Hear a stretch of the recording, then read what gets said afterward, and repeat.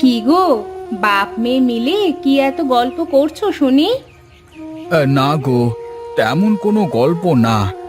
বলছে ঈদে ওর নতুন জামা দেওয়া লাগবে। গতকালও আমার কাছে ওই একই বায়না ধরলো। আমি ওকে কত করে বোঝালাম যে তোর বাবার হাতের অবস্থা ভালো না, কাজ কাম নেই, কোত্থেকে দেবে?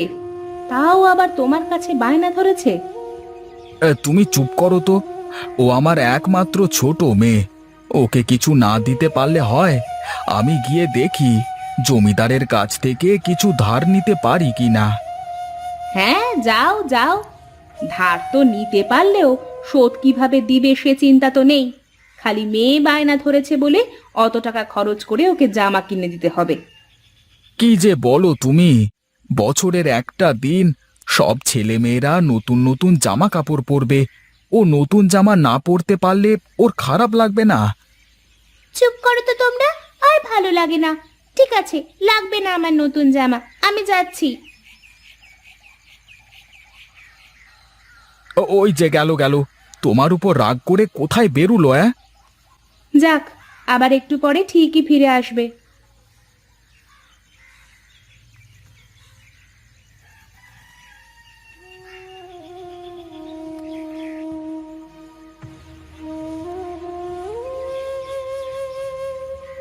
কিরে ছুটকি, এখানে এভাবে মন খারাপ করে বসে আছিস কেন? আজ যে খেলতেও আসলি না। না রে, আজ ভালো লাগছিল না, তাই আসিনি। কি হয়েছে, মন খারাপ তোর? কই, কিছু হয়নি তো। তাহলে এখানে এভাবে বসে আছিস কেন একা একা? বাড়িতে একা একা ভালো লাগছিল না, তাই এখানে একটু ঘুরতে এলাম। ঠিক আছে, থাক তাহলে।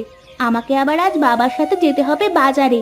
বাবা বলেছে আজ আমাদের ঈদের নতুন জামা কিনে দেবে। ঠিক আছে, যা তাহলে। তুই ঈদের নতুন জামা কিনবি না? না রে, আমার বাবার কাছে এখন টাকা নেই, পরের ঈদে কিনে দেবে। হা হা হা, তুই তো প্রতিবারই ওই কথা বলিস, কিন্তু কোনোবারই নতুন জামা কিনতে পারিস না। থাক, আমি যাই।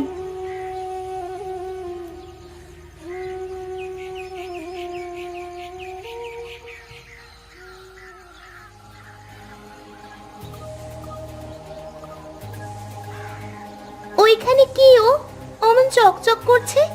গিয়ে দেখি তো কি। কি, এ তো একটা লিচুর চারা, কিন্তু এটা এভাবে চকচক করছে কেন? যাই হোক বাবা, এটা নিয়ে গিয়ে আমার বাড়িতে পুঁতে রাখি, যা হয় হবে।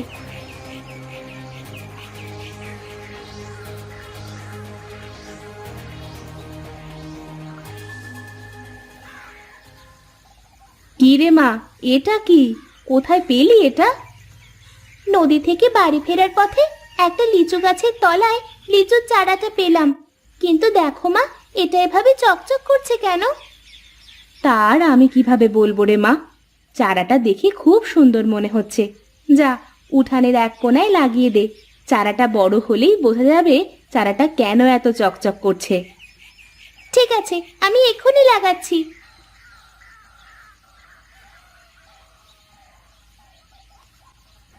জমিদার বাবু, কেমন আছেন আপনি? হ্যাঁ রে, ভালোই আছি। তা তোর কি অবস্থা তাই বল। আমার পাওনা 2000 টাকা দিতে এলি নাকি? না জমিদার বাবু, ওর চোখে মুখে তো আমি অন্য কথা দেখছি। তা কি করতে এসেছিস বল জমিদার বাবুকে। এই, বাবু, বলছি আমাকে যদি আরো 2000 টাকা দিতেন তাহলে খুবই উপকার হতো। আমার কিছু টাকার খুব প্রয়োজন। হ্যাঁ রে, টাকা তো শুধু তোরই প্রয়োজন, হ্যাঁ? আর আমাদের তো টাকা লাগে না, তাই না? আমাদের হাওয়া খেয়ে থাকলেই চলবে নাকি? না বাবু, তা নয়। বলছি আমি কিছুদিনের মধ্যেই আপনার সব টাকা শোধ করে দেব। আপনি শুধু আমাকে এখন 2000 টাকা দেন। ঠিক আছে, দেব। আগে তুই আগের পাওনা 2000 টাকা আর তার সুদ মিলিয়ে মোট 4000 টাকা দে। তারপরে আবার 2000 টাকা নিস, বুঝলি? থাক তাহলে জমিদার বাবু। ঠিক আছে, আমি তাহলে এখন আসি। আসি বললে কি আর হয় রে? ঈদের আগে যদি টাকা পরিশোধ না করিস তাহলে তোদের বাড়ি ছাড়া করে ছাড়বো, এই বলে রাখলাম।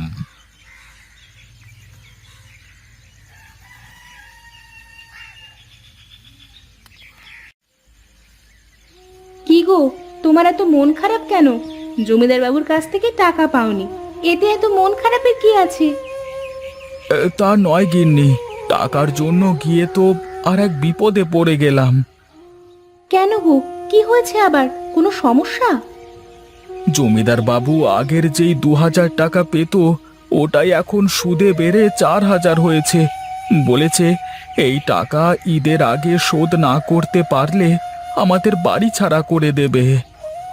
কি? ওগো, এবার তাহলে কি হবে আমাদের?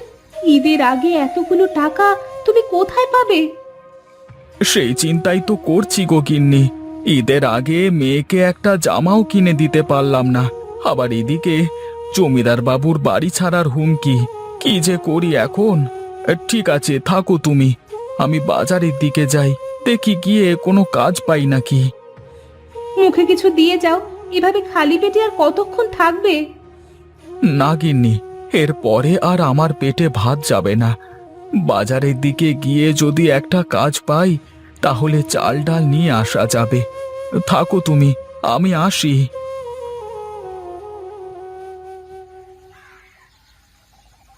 মা মা, এদিকে এসো তাড়াতাড়ি। হ্যাঁ রে, আসছি। কেন রে, কি হয়েছে? এত ডাকাডাকি করছিস কেন? দেখো মা, মনে হচ্ছে না চারাটা একটু বড় হয়েছে? ধুর পাগল মেয়ে, লাগানোর সাথে সাথে কোনোদিন চারা বড় হয়ে যায়? ও তোর মনের ভুল। চারাটা দেখতে সুন্দর আর চকচক বলে তোর অমন মনে হচ্ছে।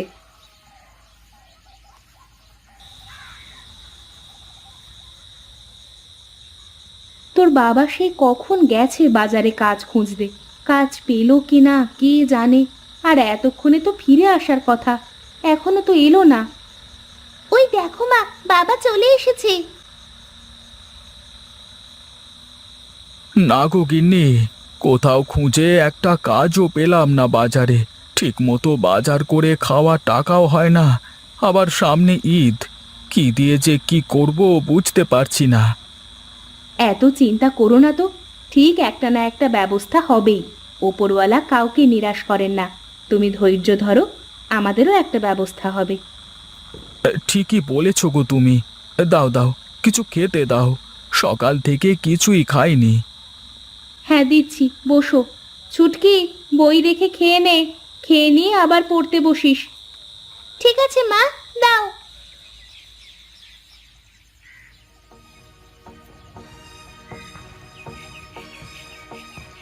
মা, ও মা, বাবা, এদিকে এসো, তোমরা বাইরে এসো। কিরে ছুটকি, সকাল সকাল এত ডাকছিস কেন? এই দেখো মা, কি হয়েছে। এ কি রে, এ তো দেখছি লাল টকটকে লিচু পেকে পেকে ধরে রয়েছে। এক রাতের মধ্যে এ হলো কিভাবে? এ আবার আমার চোখে কি দেখছি আমি? আমি স্বপ্ন দেখছি না তো? কই, স্বপ্ন না তো, কিন্তু এক রাতের মধ্যে এ হওয়া তো অসম্ভব। অসম্ভব কিছুই না, ওপরওয়ালা আমাদের ওপর রহম করেছে, তাই তো এসব হয়েছে। ঠিকই বলেছ গো তুমি। দেখি একটা লিচু খেয়ে দেখি সত্যি নাকি। হ্যাঁ, এ তো সত্যি। হ্যাঁ, আর কি সুস্বাদু লিচু গো। এই অমৌসুমী লিচু বাজারে বিক্রি করলে তো অনেক টাকা পাওয়া যাবে। হ্যাঁ গো, আমি বলেছিলাম না একটা ব্যবস্থা হবেই। দেখলে তো, আমার কথা ঠিক হলো। নাও, এবার যাও, কিছু লিচু বাজারে বিক্রি করে এসো। হ্যাঁ হ্যাঁ, যাচ্ছি যাচ্ছি। আর এসব হলোই তো আমার মেয়ে ছুটকির জন্য। বাবা, এবার আমার জন্য নতুন জামা আনবে তো? হ্যাঁ রে মা, এবার তোর জন্য অনেকগুলো নতুন জামা কিনে আনবো। কিরে গোপাল, এখন আবার কাজ কাম ছেড়ে নিজের ব্যবসা শুরু করলি নাকি?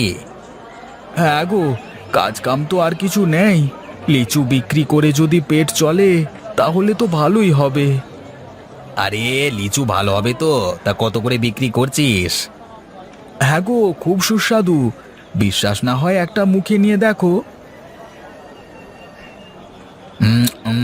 আহ, কি সুস্বাদু লিচু রে। এমন লিচু তো আমি বাপের জন্মে খাইনি। জানিস নিবি, আমাকে 100টা লিচু দে দেখি। ঠিক আছে, এই নাও। আর 100 টাকা দিলেই হবে। কি রে, এত স্বাদের লিচু এত সস্তায়? তাহলে আমাকে আরো 100টা দিয়ে দে। আর এই ধর 200 টাকা। কি বলিস রে? তাহলে তো যে করেই হোক ওর লিচু গাছটা আমাদের জব্দ করতেই হবে। সব গিয়ে দেখে আয় কি অবস্থা। এই ঠিক আছে, চলুন বাবু। কিরে গোপাল, কি অবস্থা? শুনলাম খুব নাকি ব্যবসা করছিস। এই তো বাবু, কোনো মতে চলছে দিন, আপনাদের দোয়ায়।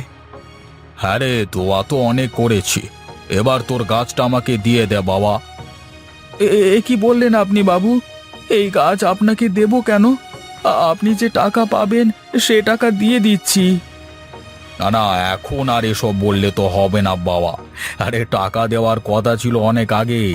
সে দিন তো অনেক আগেই পেরিয়ে গেছে। তোর আর কোনো কথাতে কাজ হবে না। দয়া করে আপনি আমারই সর্বনাশ করবেন না। আমি আপনার সব পাওনা টাকা শোধ করে দিচ্ছি। হয় এখন তোর গাছটা দিবি, না হয় তোর এই ছোট মেয়ে ছুটকিকে আমি তুলে নিয়ে যাচ্ছি। যতদিন গাছটি আমাকে না দিবি ততদিন তোর মেয়ে আমার কাছেই থাকবে। এই কানাই, ওই মেয়েটাকে নিয়ে চলে আয়। ওরে বাবা রে, ও মরে গেলাম রে, বাঁচাও বাঁচাও। ওরে বাবা রে, মরে গেলাম রে, ওরে মরে গেলাম রে বাবা। তোমাকে অনেক ধন্যবাদ লিচু গাছ। তুমি আমার মেয়েকে বাঁচিয়েছো, আর আমাদেরও বাঁচিয়েছো। তুমি ভালো থেকো আর আমাদেরও ভালো রেখো।